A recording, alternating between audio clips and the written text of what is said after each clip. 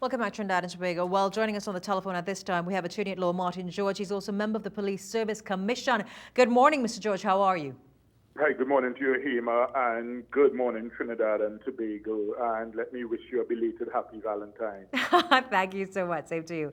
My first question, obviously, crime continues to dominate the headlines in this country, whether it be domestic crime, whether it be murders, killings, statistics, serious, not serious, non-fatal crime. Tobago is, a unique situation. We had over the weekend the story of a 15-year-old girl who was found dead on Saturday morning by her loved ones. The police commissioner promising that they are going to beef up the security apparatus on the sister isle. What are the unique challenges facing the police force in Tobago, and are you any more comforted this morning? Well, Hema, I don't think there are any major challenges facing the police service in respect of police in Tobago. You're talking about a small island, 55 to 60,000 people maximum at any given time, and that includes visitors to the island and persons here on business. So you cannot tell me that in a small space of 116 square miles that this place is ungovernable or that you are unable to police it effectively. I think what is needed is some serious intelligence in terms of how you approach and manage the situation. It is not rocket science, Hema. It is very simple. I have suggested these ideas repeatedly, and I am currently, trying to speak with the leaders at the CHA to try and see if we can implement some of these programs. It's not so difficult. First of all, as I've said repeatedly, Hema, the fast ferry is the major source of illegal guns and drugs coming into Tobago. So therefore, you start with that. On every sailing of the fast ferry, you are supposed to have about 4 or 5 undercover police officers. They are supposed to have a list of all the persons with warrants outstanding. They are supposed to check the passenger manifest from the Port Authority. So therefore, you see who is coming on, who is coming off.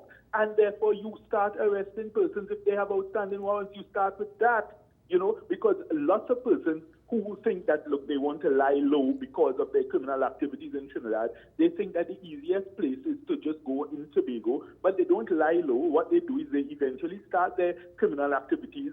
They teach the young Tobagonians, so therefore you now have a cadre of young Tobago criminals being developed, and that's the reality. So the point is you need to nip it in the bud and stop it at the source. That's the major place you need to start with it. Is the crime situation worsening in Tobago? It is terrible, I can see. It is terrible, and the point is the reality on the ground is that the number of illegal arms and ammunition in Tobago is frightening, and that's where we need to start. We need to start with tackling that problem. Can you imagine, Hema, you have the ludicrous scenario at the Port Authority whereby someone, an individual passenger, walking onto the boat passes through a scanner. So you are scanning an individual, but someone can drive onto the boat with a van load of guns and drugs, and you have no scanner for that. So, it is so stupid. You're scanning the individual, but you're allowing the vehicles to drive on freely. Nobody's scanning, and the few random checks they make are very cursory, and they are not any detailed checks. That's where you start. You start with some kind of proper scanning system, or you let persons come earlier, you let them line up, and you do a detailed hand search of vehicles. That's what you need to do. You must start with that. What's the point of scanning an individual and you're allowing a vehicle of drugs and guns to drive on freely? It makes no sense. Have you seen any attempts to address this situation at all? You said that you've met with the relevant authorities. Are they taking it seriously, or are they simply waiting for it to get out of control and put their hands up in the air? Well, I am seeing definite signs that they are willing to listen to new ideas. They are willing to, engage in discussions with various stakeholders. So that's a promising sign. But what I always say is that we must ensure that we never remove the fundamental responsibility for policing from the police service. And there are many things that can be done even within the police service in Tobago. I remember some years ago, Hema, what was done, there was a rotation of officers in that what the then commissioner found was that there were too many officers in Tobago who were too friendly and too ingrained within the community. They had too many friends and family and relatives, so therefore they would either be turning a blind eye to the crime and the criminal situations, or they were participants or beneficiaries of it. And what they did, they removed a whole lot of officers from Tobago, brought in some new officers from Trinidad who had no contacts within the community, who were not able to, be able to assimilate themselves into the community to be part of any wrongdoing, and they were able to, take some active steps to root out the crime and criminal activity. So you need to just be proactive. You need to think outside the box a bit. You need to take steps within the ambit of your powers and do the things that can be done. It's not difficult to do. This is more than manageable. A small island with 55 to 60,000 people. Let me also ask you this question as well, Martin. I know you've been recently reappointed to the Police Service Commission. I understand that interviews have started for the position of top cop from sources. Oh, well, you seem to have more information than I do because I'm not aware of that yet. Do you intend to resume the interviewing process?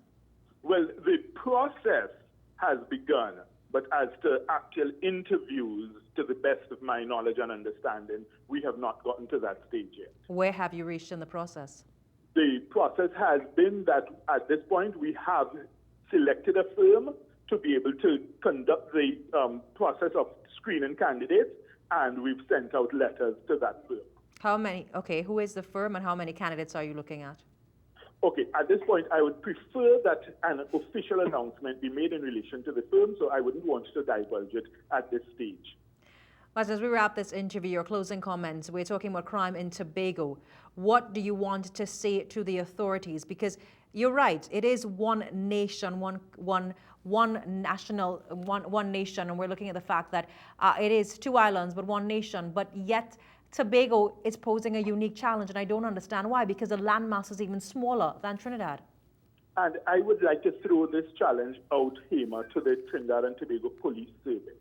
If it is that you are saying that, look, you are overwhelmed, you are swamped with the national crime situation, and the overall scenario in Trinidad and Tobago, then I put this challenge to the head of the police service and the executive of the Trinidad and Tobago Police Service. Show this nation that a small space of Tobago, 116 square miles, that at least you can manage and police that properly. Because if you can't do that, then I think really you have to question yourself as to whether you are fit to continue in your job. You must be able to say that you can make Tobago safe and secure. So let's start with that. Even if you say, well, look, this is your pilot project, I challenge the Trinidad and Tobago Police Service. Start with Tobago. Make Tobago safe. Prove to the nation you can at least get control over one little area, and then we take it from there in various other areas throughout Trinidad and Tobago. Take that as your challenge, and let's see if we can get it done. Martin, thanks so much for taking our call this morning as we look at crime in Tobago. We take a short break. When we come back, we're going to talk to the Point Lisa's Chamber of Industry and Commerce. Stay with us.